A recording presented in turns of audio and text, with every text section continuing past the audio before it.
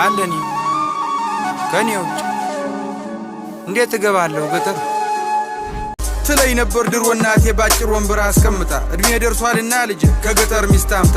እኔም ፈገግ ብዬ ትንሽ እንደማፈር እሽኩርምም እያልኩኝ አወየ ልጅ ነገር ትንሿ ጭንቅላቴ ነገሩም ሳይገባት ምትለኝ ልብ ሳልል ከልቤም ሳልሰማት ወሬዋን ቀጠለች አለች እንዲህ አለች ስማ በቃ ገጠር ግባ እናሳ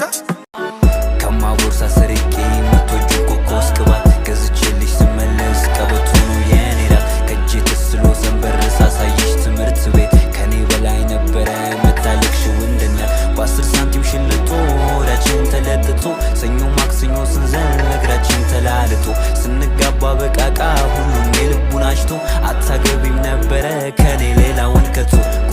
አንቺ ልጅ ሁሉም ሰው አትመኝ አንቺ ልጅ ሁሉም ሰው አትመኝ አንቺ ልጅ ሁሉም ሰው አትመኝ ኧረ ተይ አንቺ ልጅ ሁሉም ሰው አትመኝ አንቺ ልጅ ሁሉም ሰው አትመኝ አንቺ ልጅ ሁሉም ሰው አትመኝ